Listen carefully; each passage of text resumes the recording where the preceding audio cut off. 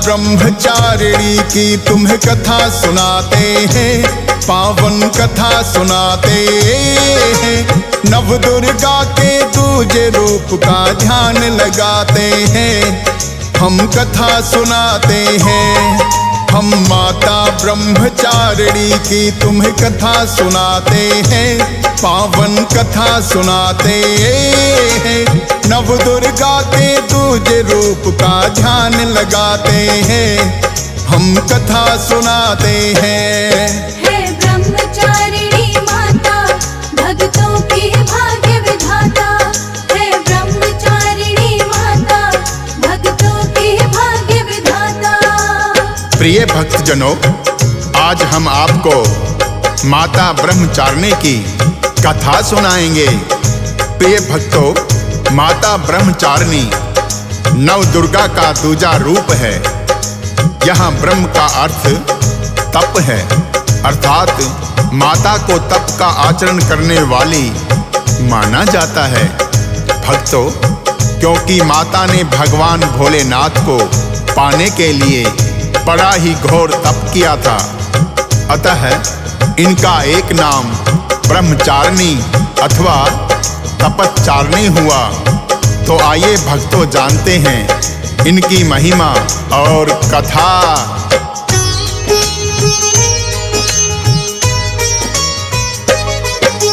ज्योतिर्मय और भव्य रूप है माता बड़ा निराला। बाएं हाथ में नीला कमंडल, दाहिने में जपमाला। जिन पर माता ब्रह्मचारिणी कृपा करती है, संयम तपस्या और त्याग की शक्ति मिलती है। दूजे नवरात्रे में करते इसी रूप का ध्यान, अपने सभी भक्तों का माता करती है कल्याण। माता के इस रूप का जो भी सच्चा ध्यान लगाए, विचलित नहीं मन होता चाहे परिस्थिति जो आए। विपदाओं से पार भक्त वो पा ही जाते हैं, पावन कथा सुनाते हैं। नव दुर्गा के दूजे रूप का ध्यान लगाते हैं, हम कथा सुनाते हैं। हे ब्रह्मचारिणी माता, भक्तों की भाग्य विधाता। हे ब्रह्मचारिणी माता, भक्तों की भाग्य विधाता। प्रिय भक्तजनों, कहते हैं जब माता सती का अगला जन्म राजा हिमालय और मैना के यहाँ हुआ तो इनके पिता हिमालय ने मुनि नारद जी के कहने पर विष्णु जी से इनका विवाह करना चाहा, किंतु माता तो सदैव भोलेनाथ की अर्धांगिनी है। अतः जब इनको पता चला तो इन्होंने अपनी सखियों से कहा कि मैं भोलेनाथ के सिवा किसी के बारे में सोच भी नहीं सकती। तब इनकी सखियां गुप्त रूप से इन्हें एक वन में लेकर आई, जहां ब्रह्मचारिणी रूप में माता ने हजारों वर्ष कठिन तपस्या करके भोलेनाथ को मनाया था। तभी माता ब्रह्मचारिणी कहलाई। भक्तों, इनकी पूजा से ऐसे ही कठिन तपस्या करने की शक्ति मिलती है। तो आइए भक्तों जानते हैं माता ब्रह्मचारिणी की पूजा विधि।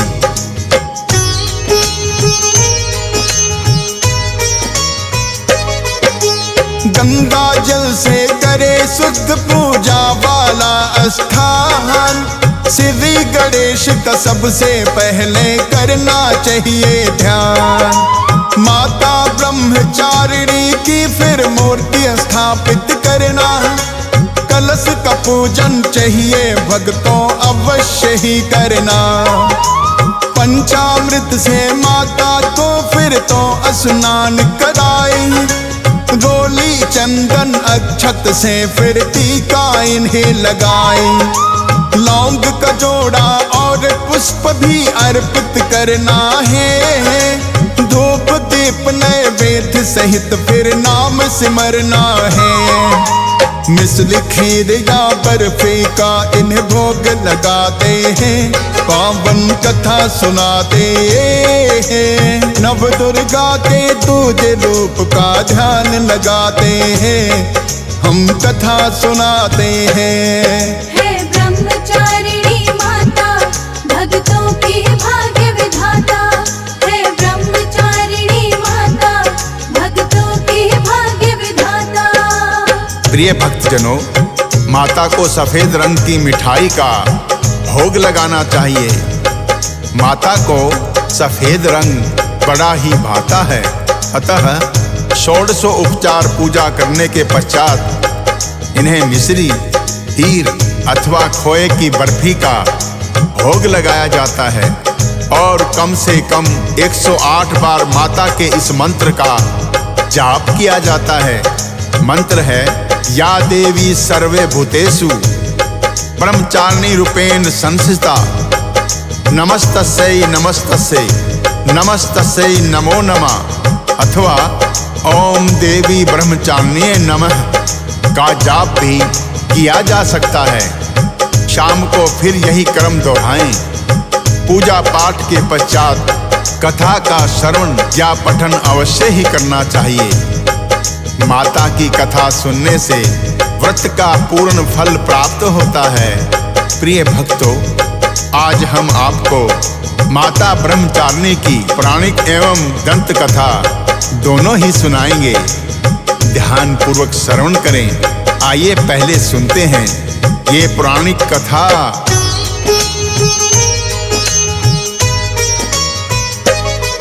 थे पूर्व जन्म में इनके पिता राजा दक्ष प्रजापति, उनकी ही पुत्री ये तो और नाम था इनका सती।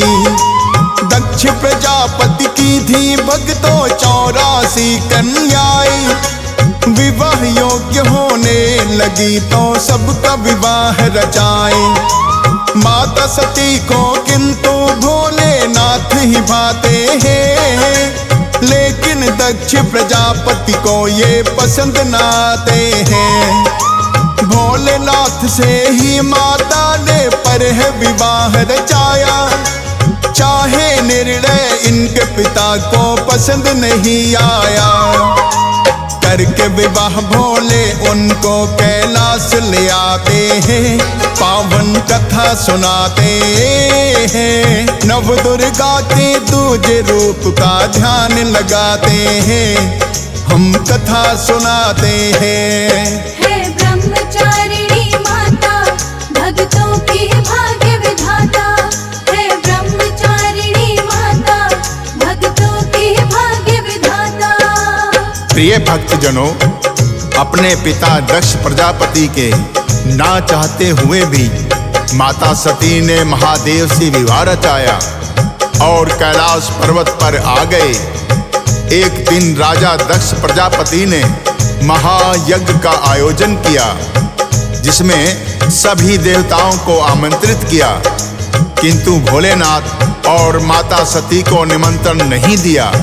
राजा दक्ष प्रजापति के महायज्ञ में सभी देवताओं को आकाश मार्ग से जाते हुए देखकर माता सती ने जिज्ञासावश भोलेनाथ से पूछा कि हे नाथ, आज सभी देवता कहाँ जा रहे हैं?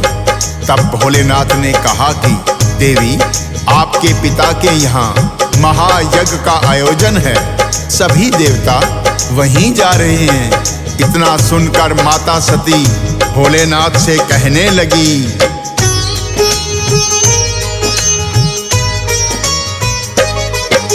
महायज्ञ यदि कोई नाथ है मेरे पिता के यहाँ, महायज्ञ आयोजन में हमको भी चाहिए चलना। भोलेनाथ ने परमाता को ये समझाया है, निमंत्रण कोई आपके पिता का ना हमें आया है। कहने लगी मां, निमंत्रण की आवश्यकता क्या है? कोई पराया घर नहीं है, वो मेरे पिता का है। महायज्ञ में जाने की जिद माता लगी करने, खुद जाने के लिए मना किया भोले शंकर ने।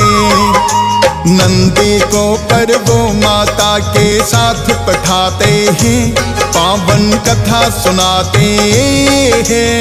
नव दुर्गा के तुझे रूप का ध्यान लगाते हैं, हम कथा सुनाते हैं। हे ब्रह्मचारिणी माता, भक्तों की भाग्य विधाता। हे ब्रह्मचारिणी माता, भक्तों की भाग्य विधाता।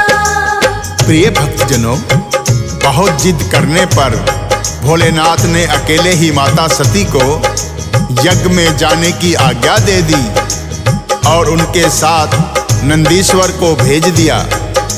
जब माता सती अपने पिता के घर में आई तो सिर्फ उनकी माता ने ही उन्हें गले लगाया।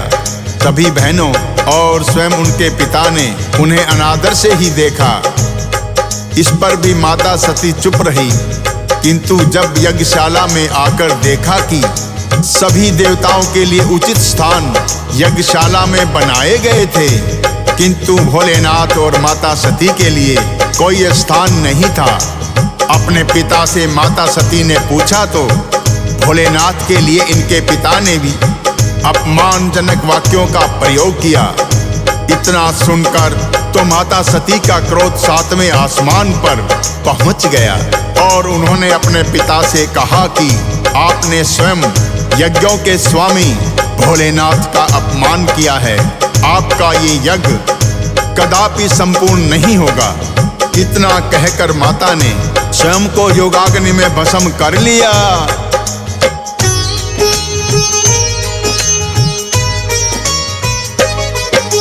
भोलेनाथ के क्रोध की फिर तो भड़की है ज्वाला, क्रोधित होकर पहुंच गए हैं भोले यज्ञशाला। अपनी एक जटा से उन्होंने वीरभद्र को बनाया, राजा दक्ष के शीश को ही जिसने है काट गिराया, और यज्ञशाला का भी विध्वंस कर दिया है।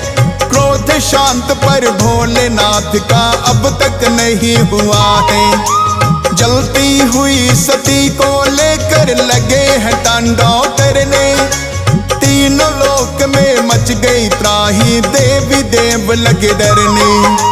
विष्णु जी फिर इनके क्रोध को शांत कराते हैं, पावन कथा सुनाते हैं। नव दुर्गा के दूजे रूप का ध्यान लगाते हैं, हम कथा सुनाते हैं।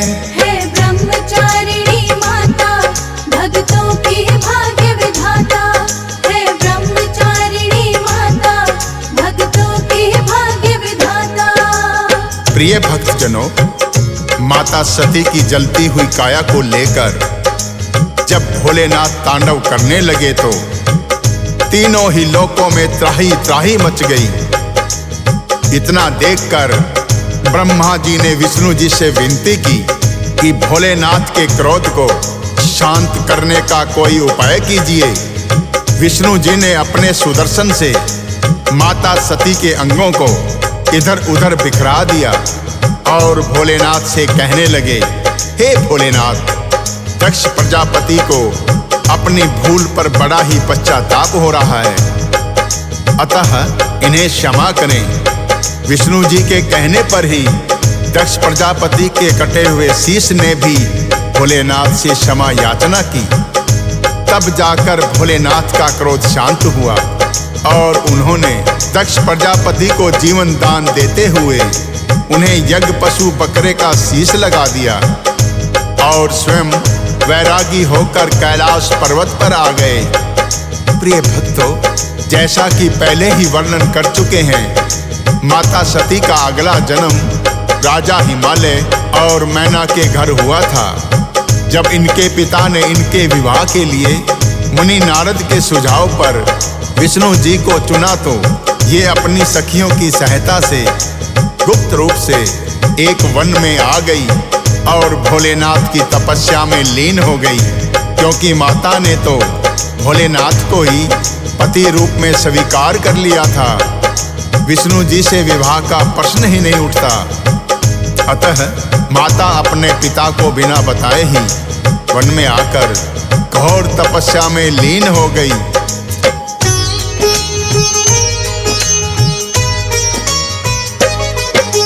तप में लीन हुई है माता पिता को बिना बताए।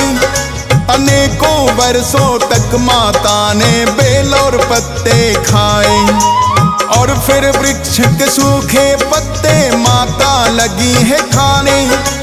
इतनी कठिन तपस्या पर भी भोले नहीं माने। फिर सूखे पत्तों का भी सेवन है छोड़ दिया। सिर्फ वायु को पीकर ही माँ करने लगी तपस्या। कठिन तपस्या इनकी देख भोले का हिला सिंहासन। साक्षात आकर के दिए हैं फिर माता को दर्शन। और विवाह करने के लिए भी मान ही जाते हैं, पावन कथा सुनाते हैं। नव दुर्गा के दूजे रूप का ध्यान लगाते हैं, हम कथा सुनाते हैं। हे ब्रह्मचारिणी माता, भक्तों की भाग्य विधाता। हे ब्रह्मचारिणी माता, भक्तों की भाग्य विधाता। प्रिय भक्तजनों, माता पार्वती की कठिन तपस्या देखकर अंत में भोलेनाथ को मानना ही पड़ा। इधर मुनि नारद ने इनके पिता को बताया कि माता पार्वती भोलेनाथ के सिवा किसी और को अपना वर नहीं चुनेगी, और इसके लिए वो वन में जाकर कठिन तपस्या करने लगी थी। और उन्होंने अपने तप साधना से भोलेनाथ को प्रसन्न कर लिया है। तो इनके पिता भी मान गए और आदर सहित अपनी पुत्री को घर ले आए। तत्पश्चात भगवान भोलेनाथ से इनका विवाह रचाया। प्रिय भक्तों, भोलेनाथ को मनाने के लिए माता ने जो घोर तपस्या की थी, इसी कारण इनका नाम तपश्चारिणी अथवा ब्रह्मचारिणी हुआ। और माता पार्वती के इसी रूप की पूजा दूजे नवरात्रे में करते हैं। जिस प्रकार माता ने अपने तप और त्याग से भोलेनाथ को प्रसन्न कर लिया, माता की इस रूप की पूजा करने वाले भक्त को तप और त्याग करने की शक्ति प्राप्त होती है। प्रिय भक्तों, ये थी माता ब्रह्मचारिणी की पौराणिक कथा। आइए सुनते हैं माता ब्रह्मचारिणी की एक और दंत कथा।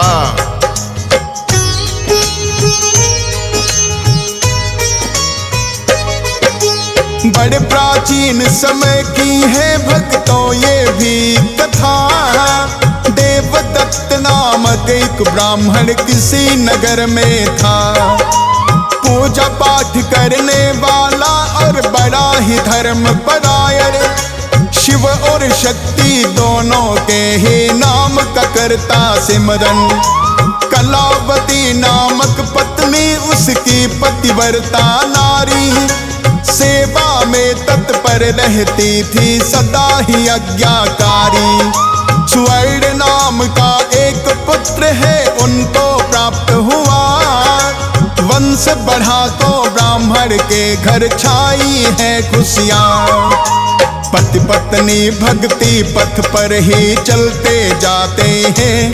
पावन कथा सुनाते हैं। नव दुर्गा के दूजे रूप का ध्यान लगाते हैं, हम कथा सुनाते हैं। हे ब्रह्मचारिणी माता, भक्तों की भाग्य विधाता। हे ब्रह्मचारिणी माता, भक्तों की भाग्य विधाता। प्रिय भक्तजनों, समय के साथ ही स्वर्ण बड़ा हुआ तो देवदत्त ने उसे एक गुरुकुल में शिक्षा प्राप्त करने के लिए भेज दिया। कुछ वर्षों पश्चात स्वर्ण ने अपनी शिक्षा भी पूरी कर ली और वो वापस अपने माता पिता के पास नगर में लौट आया। अब अपने माता पिता के सम्मान उसने भी पूजा पाठ में रुचि लेना शुरू कर दिया। कुछ दिनों के पश्चात एक योग्य ब्राह्मण कन्या देखकर देवदत्त ने स्वर्ण का विवाह भी कर दिया।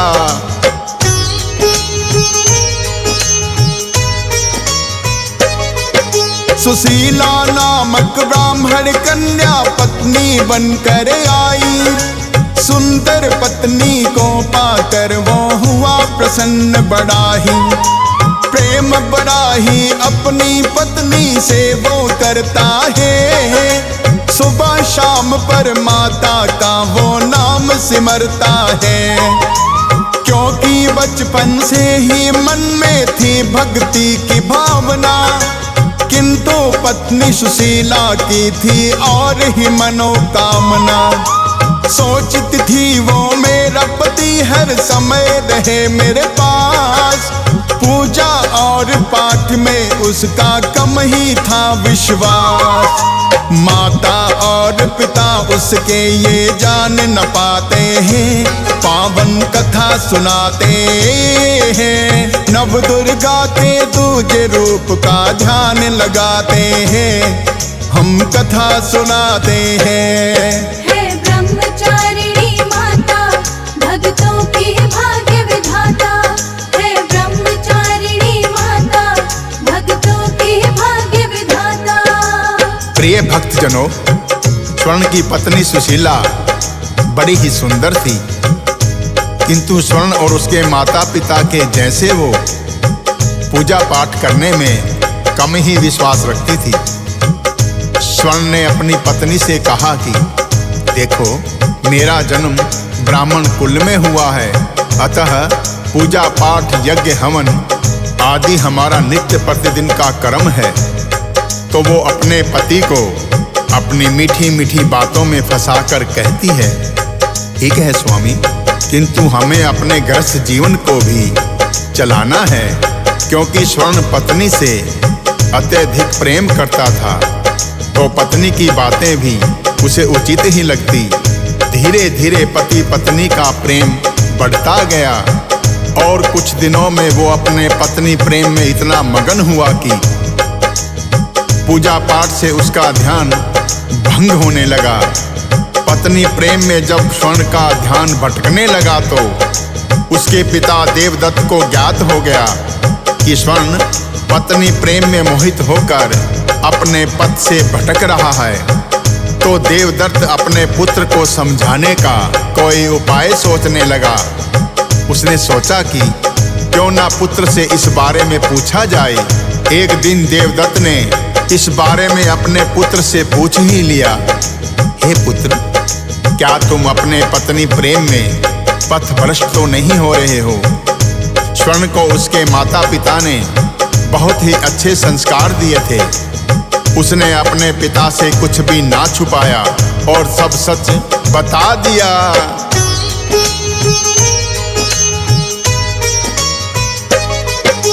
फिर तो उसने अपने पिता को सच ही बता दिया। बोला, पत्नी प्रेम में मैं भक्ति से विमुख हुआ। कहती है वो अभी हमारा गृहस्थ आश्रम है। पूजा पाठ के लिए बड़ा सारा ही जीवन है।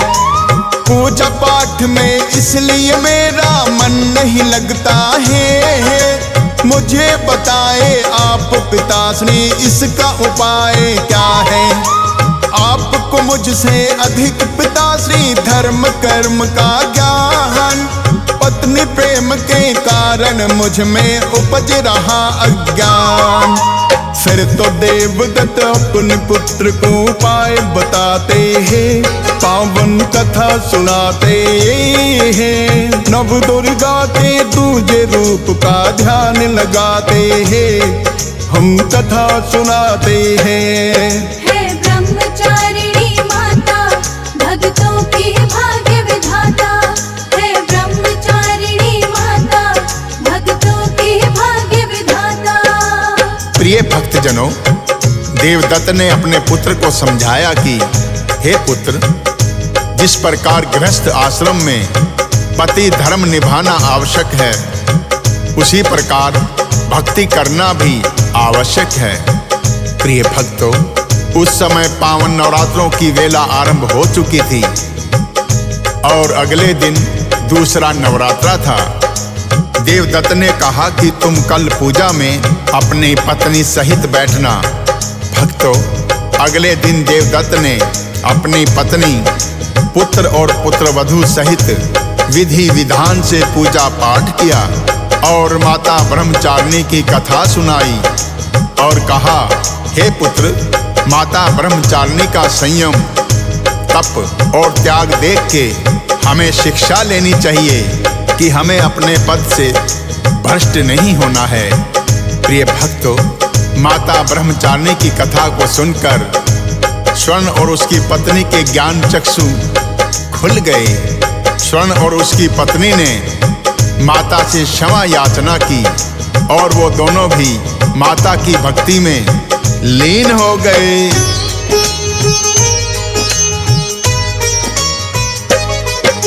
ब्रह्मचारिणी माता की कथा जो है पिता ने सुनाई, सुवर्ण और उसकी पत्नी ने सद्बुद्धि है पाई। इतना जानकर पिता देवदत्त प्रसन्न हो गए हैं। नवरात्रों के सभी व्रत फिर उन सब ने किए हैं। ब्रह्मचारिणी माता की ही भक्तों ये कथा है। सद्बुद्धि मिलती है इसको जो भी सुनता है। सोनोटेक कंपनी में भक्तों करता रिकॉर्डिंग अमन। हंसराज ने श्रद्धा पूर्वक किया कथा का वर्णन। फौजी सुरेश भी माता से ही सब कुछ पाते हैं। पावन कथा सुनाते हैं। नव दुर्गा के दूजे रूप का ध्यान लगाते हैं। हम कथा सुनाते हैं।